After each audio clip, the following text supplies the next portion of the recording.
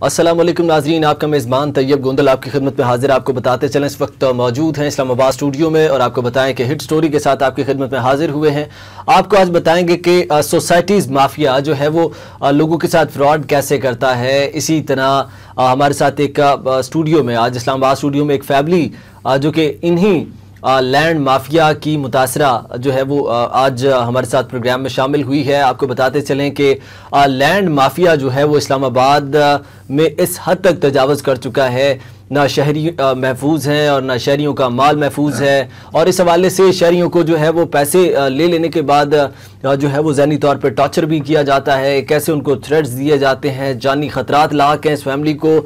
जब ये अपनी जो इनका जो पैसा है जो डूब गया है, जो कि इन्होंने इस्लामाबाद में एक हाउसिंग सोसाइटी में एक प्लॉट ख़रीदा 22 लाख का, तो इनके साथ कैसे फ्रॉड हुआ ये सारी अपनी रुदात कहानी अपनी ज़ुबानी आपको सुनाएंगे।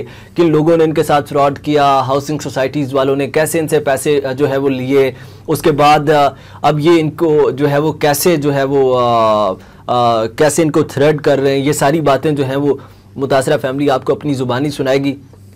अस्सलाम वालेकुम, कैसे हैं आप? ठीक ठाक हैं जी, अल्लाह का शुक्र। अच्छा, आयशा हमारे साथ मौजूद हैं आज़ाद कश्मीर से, जो कि इन्होंने इस्लामाबाद में एक सोसाइटी में इन्होंने एक प्लॉट ख़रीदा जिसका 22 लाख रुपए इन्होंने दिया। मैडम बताइएगा क्या हुआ था? जी, मैं बाग आज़ाद कश्मीर की रहने वाली हूँ। यहाँ आई थी अपने चाचू के पास, उन्होंने मुझे प्लाट लेके दिया जो कि 21 लाख का था। जी, मैंने पूरी पेमेंट अदा की उसकी, और बाद में जब प्लाट मैंने ले लिया, जब मैं 4 दीवारी करवाने लगी तो पता चला कि वो प्लाट 2 नंबर है, फ्रॉड है। वो जो रजिस्ट्री हमें दी गई वो उस प्लाट की थी नहीं, वो किस जगह की थी क्या था वो हमें नहीं पता इस बात का। तो फिर जब हम लोगों ने उनसे पैसों का मुतालबा किया तो उन्होंने कहा कि नहीं ये प्लाट ठीक है, इस तरह वो हमें ना मुतमईन करने की कोशिश करने लगे। आपने 22 लाख रुपया प्लॉट की मद में लिया, इस्लामाबाद में आपने एक प्लॉट खरीदा जिसका मुआवजा आपने 22 लाख रुपया अदा किया, और अब जो है वो जो लैंड माफिया है उनकी जानिब से आपने जैसा कि हमें बताया स्टूडियो में कि आपको थ्रेट्स भी दिए जा रहे हैं, जानी खतरात भी लाहक हैं, तो इस पे क्या कहती हैं? ये क्या मैटर है? ये मेरे चाचू जिन्होंने प्लाट मुझे दिलवाया था, जब इन्होंने बात की उन लोगों से जिनसे हमने प्लाट लिया था, तो इनकी फिर आपस में कोई तू में हो गई और उन्होंने मेरे चाचू को धमकी दी कि हम तुम्हारे साथ ये करेंगे वो करेंगे, तुम हमसे पैसे लेके दिखाओ। जी।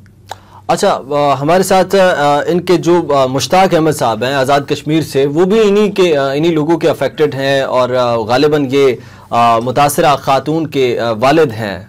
कैसे हैं आप? ठीक ठाक हैं? जी अल्हम्दुलिल्लाह। अब सर बताइएगा ये मैटर क्या, कैसे सिलसिला ये स्टार्ट हुआ, क्या मैटर क्या है? असल में ये प्लाट का जब सौदा इन्होंने किया तो सौदा होने के बाद मुझे पता चला कि ये इस तरह से इन्होंने सौदा कर लिया, और फिर आहिस्ते आहिस्ते जब वो बात खुलती गई तो पता चला कि ये सब 2 नंबर काम है।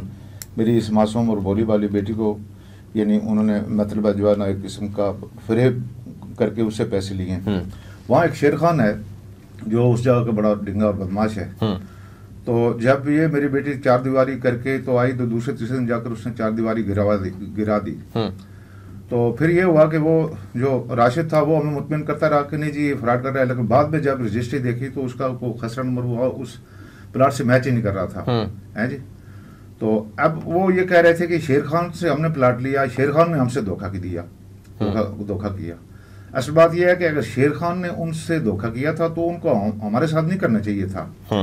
अच्छा, उसके बाद ये हुआ कि एक और आदमी जो राशिद अब्बासी का जो मामू बनकर सामने आया, इफ्तिखार अब्बासी, उसने फिर हमारे साथ स्टाम्प किया, 1 महीने का स्टाम्प किया कि 1 महीने के अंदर ये मैं पेमेंट करूंगा। एक चेक भी उसने हमें दिया।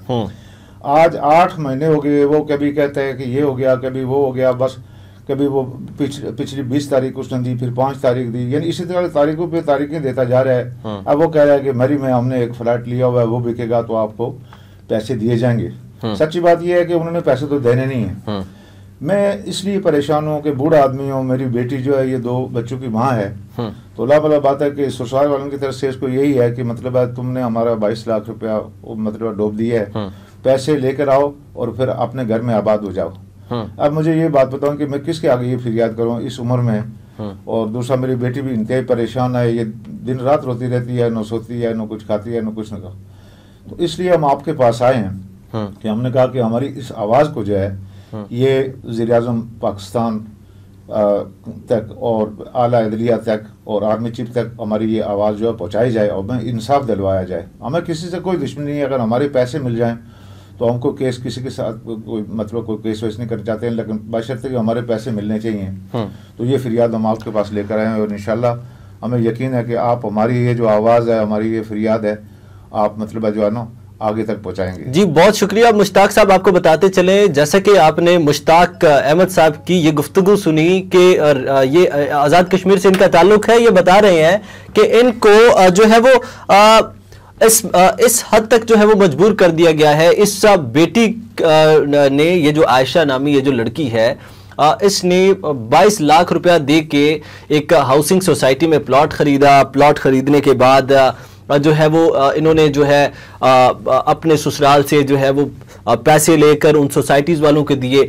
अब इनको जानी खतरात भी लाहक हैं, इसके साथ साथ इस बच्ची का घर भी खराब हो चुका है। इंतजामिया के लिए बहुत बड़ा सवालिया निशान है, ये लम्हा फिक्रिया है कि औरतों के घर महफूज नहीं है, लोग महफूज नहीं है, शहरी महफूज नहीं है। लैंड माफिया ने इस्लामाबाद के शहरियों का जीना हराम कर रखा है, लेकिन मजाल है कि इंतजामिया इन लैंड माफिया के जो बीच घेरा तंग कर सके, इनको लगाम डाल सके। लोगों को दिन ब दिन लूटा जा रहा है, लेकिन आए दिन जो है वो लोग इनसे मुतासिर होते हैं, लेकिन फिर भी इन लैंड माफिया के खिलाफ कोई लीगल एक्शन जो है वो बर वक्त नहीं लिया जाता। लोगों के घर खराब हो रहे हैं, लोगों की बच्चियों की जिंदगियां खराब हो रही हैं। आपको बताते चलें कि मुतासरा फैमिली ने बताया कि जो लैंड माफिया है, इनकी जानिब से इन्हें ज़हनी तौर पर टॉर्चर किया गया और ये कहा गया कि आप जाकर हमारे खिलाफ एक FIR का इंदराज करवा दें, जज क्या हमें फांसी लगा देगा, क्या जज हमें सजाए मौत सुना देगा। यानी कि जो मुल्जिमान है, जो मुजरिम है, वो आदि मुजरिम बन चुके हैं। ये जो लैंड माफिया के लोग हैं, इनको पता है, सारे हरबे ये जानते हैं, अगर बर वक्त इनके ऊपर जो है वो इनको लगाम न डाली गई तो इसी तरह जो है वो हवा की बेटियां अपने घरों से रुसवा होती रहेंगी। इस्लामाबाद के शहरी, बल्कि पूरे पाकिस्तान में जहां जहां भी लोग बसते हैं, वो इसी तरह दर बदर की ठोकरें खाते रहेंगे और इन लुटेरों के हाथों लुटते रहेंगे। देखना यह है कि हमारी इस काविश के बाद हुकूमत वक्त क्या एक्शन लेती है।